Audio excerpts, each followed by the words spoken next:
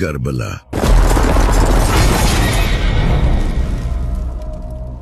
एक ऐसा रेवोल्यूशन जिसकी वजह से कई बड़ी गवर्नमेंट तक उलट गई, जैसा कि ईरान और सीरिया।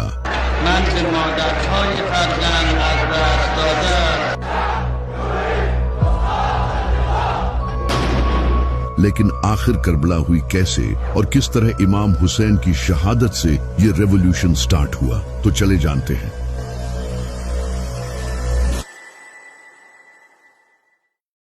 जब यजीद को मुआविया ने इमाम हसन अलैहिस्सलाम की ट्रीटी तोड़कर खलीफा बना दिया, तो अपनी मौत से पहले मुआविया ने अपने बेटे यजीद को वार्न किया और कहा कि हुसैन से होशियार रहना, अगर ये तेरे खिलाफ खड़ा हुआ तो तू नहीं बचेगा।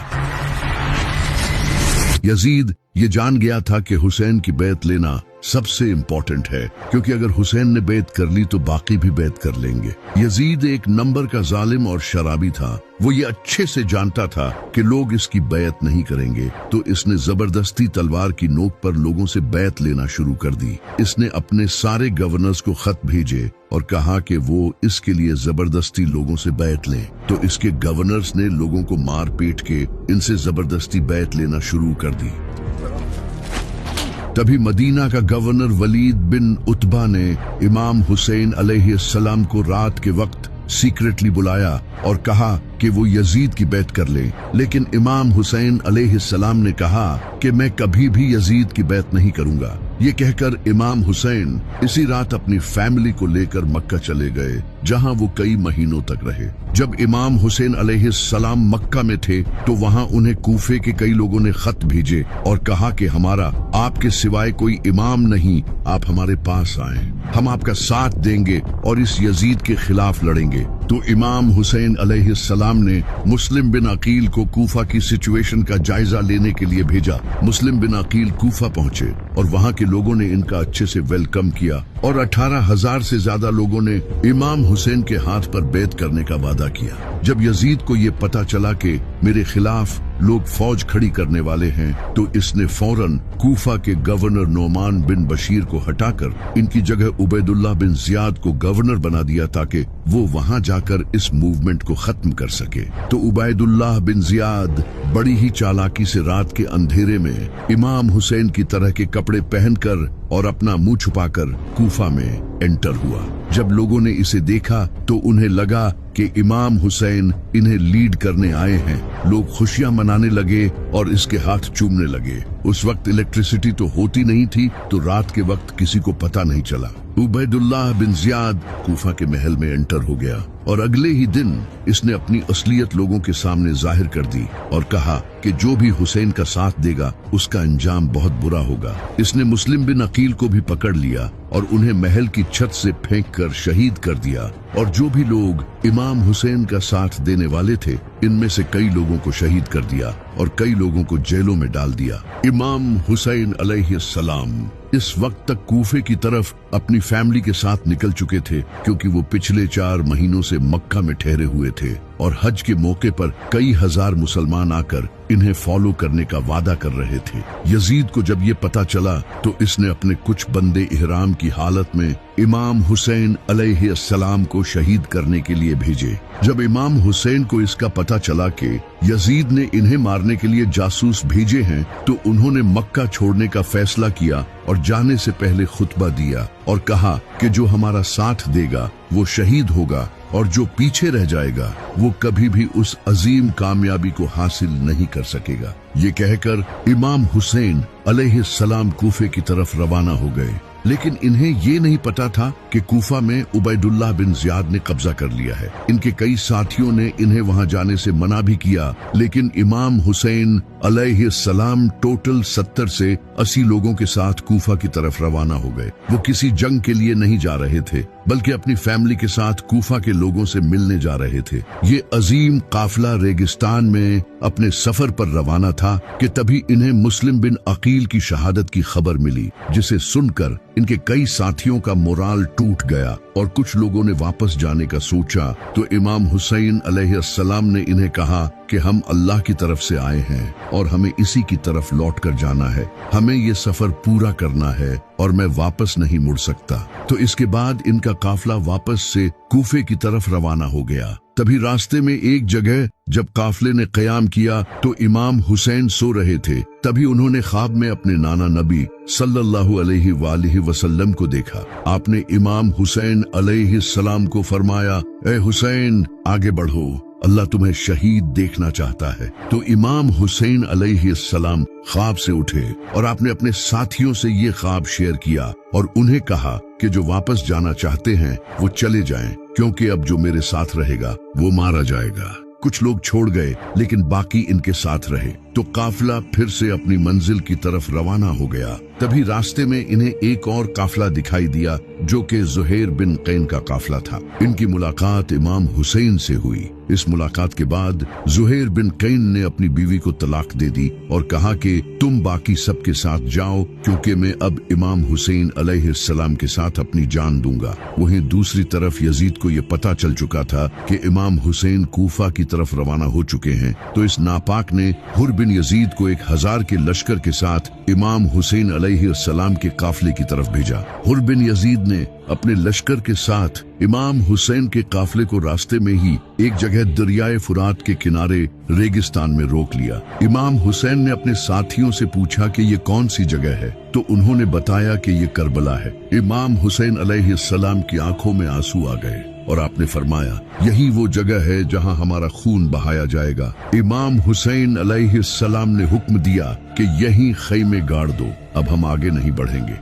ये वही जगह थी जहां से जब इमाम अली अलैहिस्सलाम जंगे सफीन से वापसी लौट रहे थे तो आपने यहाँ रुक कर फरमाया था, ऐ हुसैन, उस दिन सब्र करना जिस दिन तुम्हारा बाप तुम्हारी मदद के लिए तुम्हारे पास नहीं होगा। तुम करबला की जमीन पर सब्र करना, क्योंकि वहां तुम्हें अकेले मौत का सामना करना पड़ेगा। तो जब 2 मुहर्रम के दिन इमाम हुसैन अलैहिस्सलाम के साथियों ने करबला में खैमे लगा लिए तो इसी वक्त यजीद ने 4000 के लश्कर के साथ अमर बिन साद को हुर बिन यजीद की फौज ज्वाइन करने भेजा। इससे हुर बिन यजीद की फौज और ज्यादा बढ़ गई। इसके अलावा भी अमर बिन साद यजीद से और ज्यादा लश्कर मंगवाने लगा, जिसके बाद इसकी फौज 1000 से 30,000 हो गई। वहीं दूसरी तरफ इमाम हुसैन के साथ इनके सिर्फ 70 साथी थे।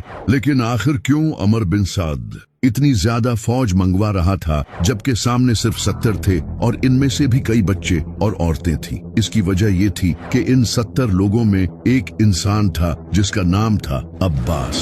ये इमाम अली अलैहिस्सलाम के बेटे और इमाम हुसैन अलैहिस्सलाम के भाई थे। ये इतने बहादुर थे कि जब ये जंग में लड़ते थे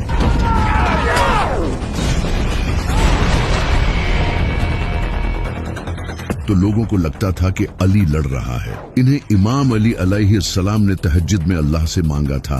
आपने दुआ की थी, ऐ अल्लाह, मुझे ऐसा बेटा अता फरमा जो मेरे बेटे हुसैन को इसकी तन्हाई के दिन सहारा दे। मुझे ऐसा बच्चा अता कर जो हुसैन का वफादार हो, जो करबला में इसके साथ खड़ा हो, जो इसके लिए अपनी जान दे और मौत के सामने न झुके। तब जाकर अल्लाह ने उन्हें अब्बास जैसा बेटा दिया। इसी वजह से अमर बिन साद लगातार फौज मंगवा रहा था, क्योंकि सामने अब्बास खड़ा था। तो इमाम हुसैन ने कूफा के लोगों को एक खत लिखा उन्हें अपनी इस कंडीशन के बारे में बताने के लिए, लेकिन वो खत कभी कूफा के लोगों तक पहुंचा ही नहीं। इमाम हुसैन और इनके साथी शदीद प्यास बर्दाश्त कर रहे थे, क्योंकि अमर बिन साद ने 500 फौजी फुरात के किनारे खड़े कर दिए थे। इस वक्त रेगिस्तान में शदीद गर्मी थी, सूरज सर पर था, बच्चे रो रहे थे और इनके होंठ सूखे पड़े थे। यहाँ तक कि औरतें प्यास की शिद्दत से बेहोश हो रही थी। प्यास की वजह से इमाम हुसैन के साथी कमजोर हो रहे थे, लेकिन इनका जज्बा मजबूत था। इमाम हुसैन अलैहिस्सलाम के एक बेटे इमाम ज़ैनुलाब्दीन अलैहिस्सलाम पहले ही बीमार थे। बीबी सकीना इमाम हुसैन के पास आकर बार बार पूछ रही थी कि बाबा पानी कहाँ है। इमाम हुसैन अलैहिस्सलाम ने दुश्मनों को पैगाम भेजा कि अगर तुम्हें मुझसे दुश्मनी है तो इन बच्चों और औरतों को तो पानी पीने दो, इनका क्या कसूर है। लेकिन उनका आगे से जवाब आया कि हमें उबैदुल्लाह बिन ज़ियाद ने सख्त ऑर्डर दिया है कि कि इन्हें एक बूंद भी पानी नहीं देना। अगले दिन 8 मुहर्रम को इमाम हुसैन अलैहिस्सलाम ने अमर बिन साद से निगोशिएशंस करने की कोशिश की, लेकिन इनकी एक ही डिमांड थी कि यजीद की बैत करो, जो कि इमाम हुसैन कभी करने को तैयार नहीं थे। प्यास की वजह से दिल की धड़कन तेजी से बढ़ रही थी, खून गाढ़ा होने की वजह से बॉडी को पंप करने में मुश्किल हो रही थी, ब्रेन फंक्शंस कम हो रहे थे और ये सब बच्चों में और ज्यादा हो रहा था। 9 मुहर्रम का दिन आ चुका था और इसी आजमाइश में 9 मुहर्रम का दिन भी गुजर गया। इमाम हुसैन अलैहिस्सलाम ने सारी रात इबादत की और अपने साथियों से कहा, तुम अब जा सकते हो, दुश्मनों को सिर्फ मेरी जान चाहिए, मैं नहीं चाहता कि मेरी वजह से किसी की जान जाए। इसके बाद इमाम हुसैन ने चिराग बुझा दिया और जब थोड़ी देर बाद चिराग जलाया तो इनका एक भी साथी इन्हें छोड़कर नहीं गया।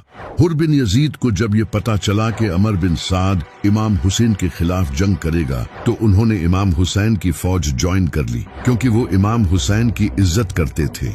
इसके बाद 10 मुहर्रम का सूरज चढ़ा। इमाम हुसैन अलैहिस्सलाम यजीद की फौज के सामने आए और कहा, ऐ लोगो, गौर करो कि मैं कौन हूँ। क्या मैं तुम्हारे नबी का बेटा नहीं हूँ? क्या तुम मुझे सिर्फ इसलिए कत्ल करना चाहते हो कि मैंने यजीद की बैत करने से इनकार कर दिया? लेकिन दुश्मन खामोश रहे तो इमाम हुसैन ने अपनी फौज को तैयार किया और 3 हिस्सों में डिवाइड किया। एक हिस्सा राइट में था, एक लेफ्ट में और एक हिस्सा सेंटर में था, जिसे हजरत अब्बास लीड कर रहे थे, जबकि यजीद की आर्मी इनके चारों तरफ थी।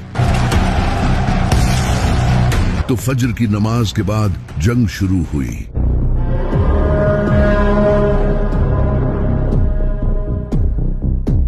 इमाम हुसैन अलैहिस्सलाम के कई साथी एक एक करके शहीद होते रहे। जब इमाम हुसैन के साथी शहीद हो गए तो इमाम हुसैन अलैहिस्सलाम के खूबसूरत बेटे जनाबे अली अकबर, जो कि नबी सल्लल्लाहु अलैहि वसल्लम के हम शक्ल थे, वो मैदान में आए और पुकारने लगे, मैं हूँ अली, अली के बेटे हुसैन का बेटा। हम नबी के घर वाले हैं और अल्लाह की कसम हम कभी भी बातिल के सामने नहीं झुकेंगे। जब यजीद की फौज ने जनाबे अली अकबर के चेहरे को देखा तो वो खामोश हो गए। कुछ ने तो नजरें नीची कर ली और कुछ ने अपने चेहरे फेर लिए, क्योंकि जनाबे अली अकबर नबी सल्लल्लाहु अलैहि वसल्लम के हम शक्ल थे। ऐसा लग रहा था जैसे नबी सल्लल्लाहु अलैहि वसल्लम ही मैदान में आ गए हों। इसके बाद वो आगे बढ़े और एक के बाद एक दुश्मन को मारते गए, लेकिन दूर से किसी ने इनके सीने में नेजा मारा, जिसके बाद वो नीचे गिरे और इमाम हुसैन को पुकारने लगे। इमाम हुसैन पूरी तेजी से इनके पास आए और इन्हें उठाकर कहने लगे, ऐ अल्लाह, तू गवाह रहना, इन्होंने उसे भी शहीद कर दिया जो सूरत में तेरे नबी से सबसे ज्यादा मिलता था। इसके बाद इमाम हसन अलैहिस्सलाम के बेटे जनाबे कासिम अलैहिस्सलाम ने इमाम हुसैन से जंग की इजाजत मांगी तो इमाम हुसैन अलैहिस्सलाम ने कहा, ऐ